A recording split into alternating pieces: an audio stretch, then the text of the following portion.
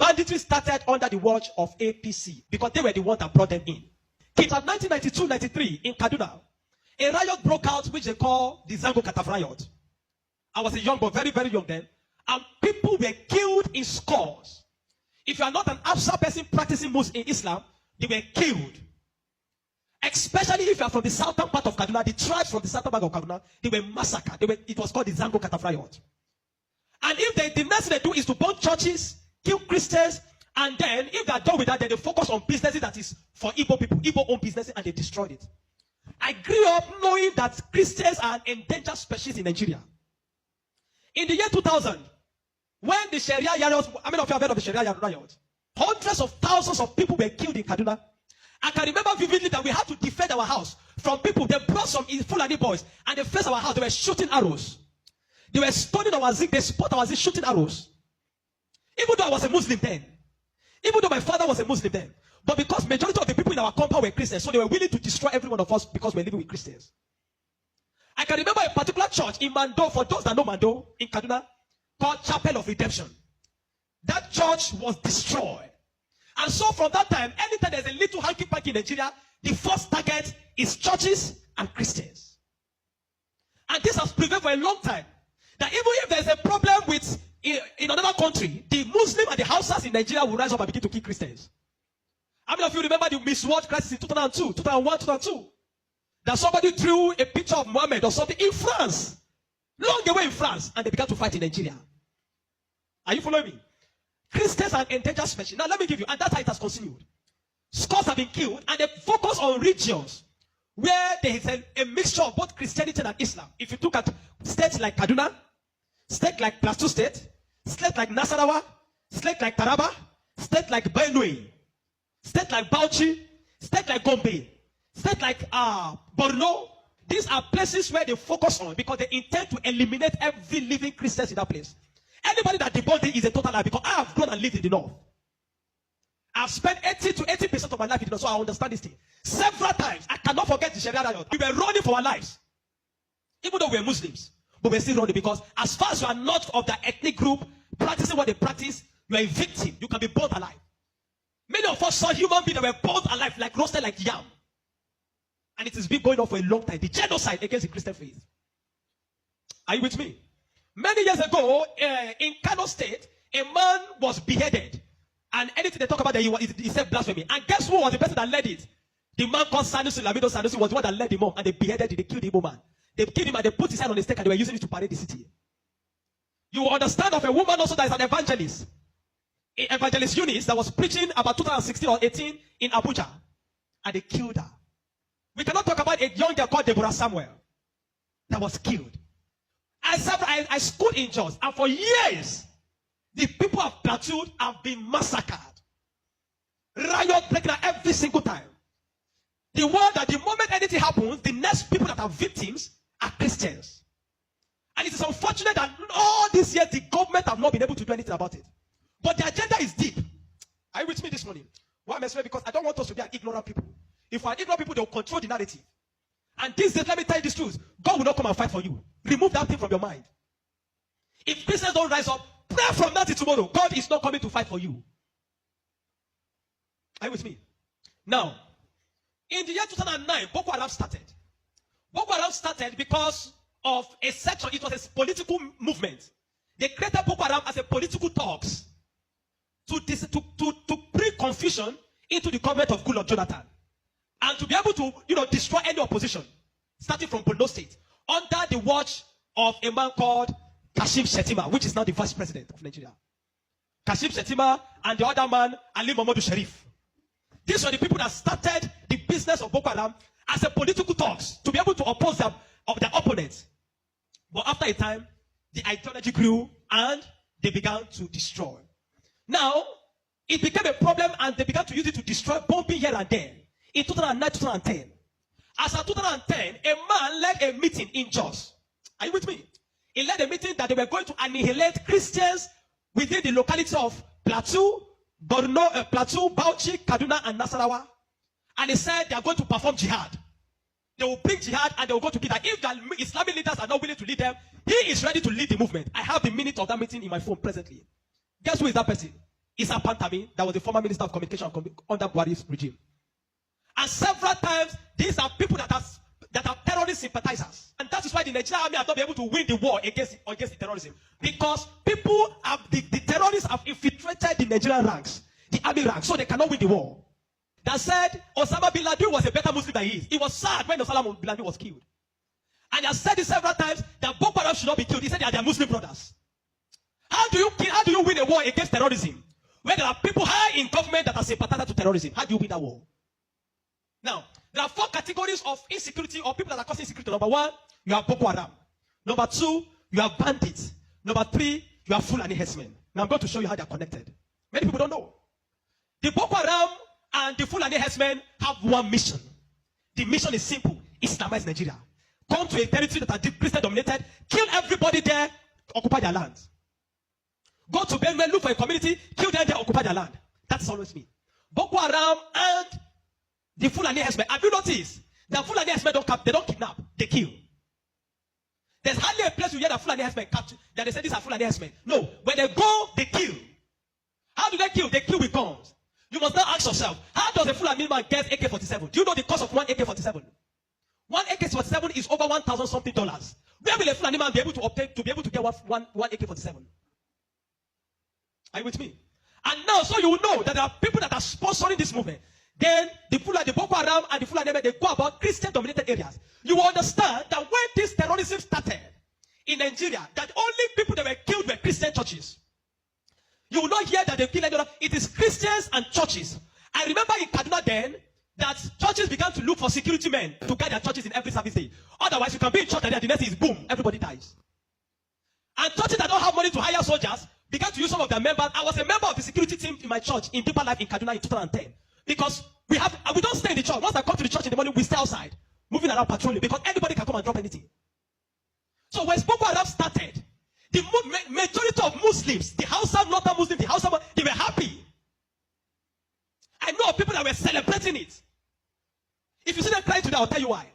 At the initial beginning of this thing, they were happy celebrating the killings of Christians. They said they are purging Nigeria of army. It was majorly on Christians and Christian-dominated areas. But when it comes to 2014, the man Buhari and APC that wanted to overthrow the government of Jonathan, by all means, decided to employ mercenaries from Niger, from Chad, from all those Fulani, from other African nations where they're Fulani, and they brought them into Nigeria. What was the goal? The goal was that if Jonathan does not concede defeat in the election, they were going to rain hell on Nigeria. So they brought in these mercenaries, and they equipped them with rifles, the El-Rufais, the Buharis. Are you with me? The El-Rufais, the Buharis. Every one of these people called APC, they brought in mercenaries and armed them in the bushes and told them to wait. The moment Goodluck Jonathan did not concede defeat in the election, they were going to start. But unfortunately for them, Goodluck knew of the assignment. He got intel about it, and because the man said his ambition does not worth the blood of millions. So the man conceded defeat and left. And so they declared APC winner. Now, you have already brought people from different parts to come and fight. But what they wanted to come and fight for, did not achieve anymore. So now they left those people in the bush. They left them with guns and ammunition in the bush. And when Buhari became the president, he abandoned them. Instead of them to settle them and let them go back, they abandoned them. And the people saw Nigeria as a place that is good. And the people decided to remain in Nigeria. Those are the people that started bandits. Before, we don't have anything like bandits. Banditry started under the watch of APC, under Buhari, because they were the ones that brought them in. Kidnapping, because they needed to survive. So they started by kidnapping. And they started by kidnapping. And they started by kidnapping. And they started by kidnapping. Over time, now, you understand that there are certain parts of this nation where there are mineral resources. Don't be an ignorant Christian. Follow me. Don't be an ignorant Christian. Don't be in a nation where you don't have understanding of what is happening. Now, there are some parts of Nigeria where there are good resources. And this is have been illegally mined by elites, the military generals, the oligarchs, the people that are the leadership of the North. They were mining these resources, and the money does not go into the federal government account. So what they do is that they employ the services of this banditry to create two things. Number one, to create diversion. So when you go to Zamfara, that's why you hear that they say there is killing in Zamfara now. It's because of the Ilema gold mine. There is gold in Zamfara that they are mining. And so these bandits that are already in the bush, some people collaborate with them, partnered with them, and told them to see, keep creating confusion, create chaos. When you keep creating chaos, the Nigerian state and the people of Nigeria will not be able to focus on the illegal mining. They'll be concerned about the insecurity. So the insecurity is created as a means of diversion in the north. Are you following me? It is created as a means of diverting the attention of the military and the Nigerian populace from being able to focus on the illegal mining of resources. And any part of the north where there is resource, you find out that insecurity there. Recently, it has started in Kwara because there's a great amount of lithium in Kwara too that they have discovered and they're mining. So they partner with the Chinese because the people that do this illegal mining are the Chinese. They partner with the Chinese to be able to. So the bandits became the security men of Chinese and all those people to protect them. So that while they are mining, they can begin to cause chaos. Because while the people are mining and they are causing chaos, kidnapping, nobody will be able to focus on what the Chinese are doing and those people illegal mining. Every single day to this moment, I'm telling you, they are mining in those places. And they will take it to an airfield in the bush and fly it out of Nigeria. They are making billions of dollars from it every day while people are being killed. That is why you now hear that Muslims are saying that they are killing Muslims too. What you have, it is what Buhari created. The APC-led administration created. The banditry they created is what is affecting the North now. Because the people they brought to come and kill Nigeria in 2015 did not succeed because good luck relinquished power to them. And now the people have become thugs. They have become tools to be used in the hand of men that are using them to secure their illegal gold mines. And that's why you kill them. That's why you hear that they say they are killing Muslims. Now, the Christian persecution and genocide has been there. So you find out that the other part, the Muslim and the Fulani men keep going around killing in all those parts. And the Christians and the churches have been silent for too long. This evil has prevailed in Nigeria because the righteous men have been too quiet. If we're ever going to win against insecurity in Nigeria, Nigeria must put two things Nigeria must do. Number one, Sharia law must be completely abolished in Nigeria. Because Nigeria is not an Islamic state. Why will Nigerians or part of Nigeria be practicing Sharia? The law guiding them in constitutional law that believe that if somebody deserves to die because he speaks against his God. Can an Hausa man insult Jesus and I kill him for insulting Jesus? But somebody believes when you speak against Muhammad, you deserve to die. How do you live in a country with somebody that has that kind of mentality? The military have become complicit. They are compromised.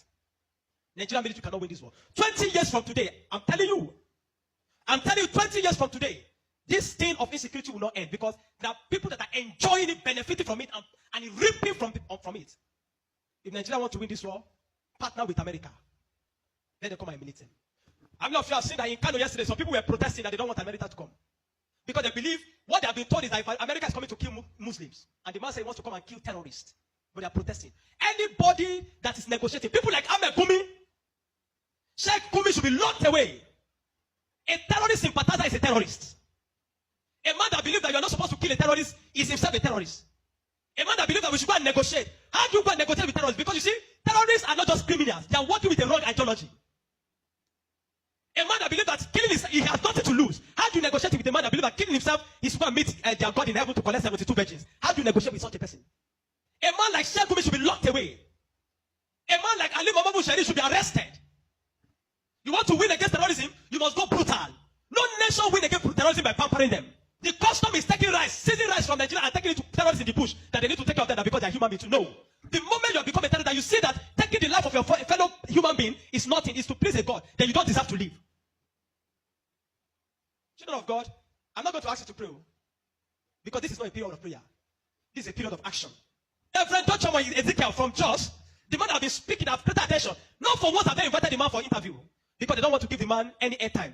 But you see, any little thing they will call Gumi and give him microphone. Gumi, they are inviting Gumi up and down. The media is complicit. The Nigerian military are complicit. You can't win war with this Nigerian army, not because they don't have the capacity, but because they are compromised. Buhari created banditry. The people like Gumi and the rest of them, they are the people that facilitated the idea of Boko Haram. And today, some of them are your leaders in government. Some of them, most of them are moving free. Not one have been arrested. Kabiru Sokoto that bombed Nyanyan in 2011. When they rearrested him, guess where they caught him? In the house of Shetima in Abuja. What is he doing in the house of Shetima if Shetima doesn't know him? But today, Shetima is your vice president. How do you win a war where terrorists are ruling you? Where terrorist sympathizers are moving around? This is not a period to say we are praying. No! This is a period of wisdom. This is a period of action. Churches in the south have no idea. They sit in their cozy churches with AC blowing them. They don't know what it means to be in the north. They don't know what it means to be running for your life. That every Sunday in the church there in Kaduna, when they say let us pray, everyone is praying with one eye open. Because you don't know, bomb might go up at any time in the church. The Nigerian church must rise up. There's an agenda. And if you read the minutes of that meeting in 2010 led by Isa Patami, you will not believe it. I have a recording of his messages. Where's Abili? Where he said, why would they be killing their people? He said, why would they be killing his Muslim brothers, referring to Boko Haram as their Muslim brothers? How do you win with such a people in government? And that guy was a minister under Buhari for 8 years. Do you know what I'm telling you this morning? You are in Nigeria. If you are not aware of what is happening around you, in a short time, one day your calamity will just come. You will not know how. Are you with me? The banditry that is destroying them in the north was created by the people Buhari brought for mercenaries to destroy Nigeria in 2015 in case he did not win. Unfortunately, he won, and those people were left without fight. And they began to use the weapons that have been provided for. These guys have sophisticated their weapon.